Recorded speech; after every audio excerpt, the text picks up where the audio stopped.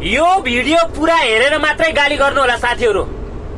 नेकपा UML party पूर्ण रूपमा सिद्धिने भयो। अब आउने साल भित्र नेकपा एमाले पार्टी पनि रहन पर्छ। यो पुरानो पार्टी हो भनेर मैले माया र सपोर्ट गरेर भनेको साथीहरू।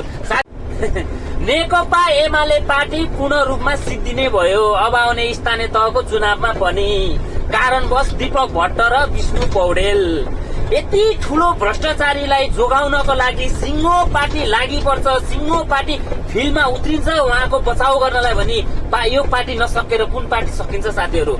विष्णु पौडेल पूर्व अर्थमन्त्री हुँदाखेरि उहाँको कार्यकालमा यति धेरै भ्रष्टाचार गर्नुभएको रहेछ दीपक भट्टको साथमा लागेर। 30 करोड हिनामिना, यो भनेको नेपाली जनतामाथिको ऋणको भार हो। उहाँले 30 करोड कति 35 बिघा हो कि 35 कट्ठा जग्गा त गाई फार्मको नाममा हिनामिना गर्नुभएको रहेछ विष्णु पौडेलजीले। अनि शेयर लगानीमा के उयो मिलाइदिएको बापत 3 करोडको शेयर लगानी पनि किन्नु भएको रहेछ। भर्खरै अहिले अदालतले पुष्टि गरिरहेको छ, अझै पनि केही छानबिन चलिरहेकै छ। भनेपछि यति ठूलो भ्रष्टाचारीलाई सिङ्गो पार्टी जोगाउनलाई उत्रिन्छ भने त्यो पार्टी नसकेर कुन पार्टी सकिन्छ साथीहरू।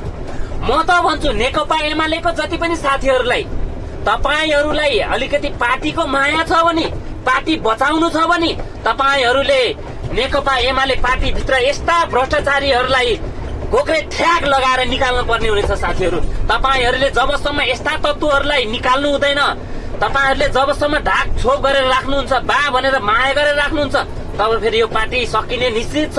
यो मैले पार्टीको माया नभएर भनेको होइन साथीहरू, ताकि नेपाल भित्र नेकपा एमाले पार्टी पनि रहन पर्छ। यो पुरानो पार्टी हो भनेर मैले माया र सपोर्ट गरेर भनेको साथीहरू। साथीहरू तपाईहरूलाई के लाग्छ, मेरो कुरा राम्रो हो जस्तो लाग्छ या होइन, कमेन्टको मार्फत जनाउनु होला र यो भिडियो शेयर गरेर नेपाल देशैभरि फैलाइदिनु होला साथीहरू, ताकि सबैलाई थाहा होस्।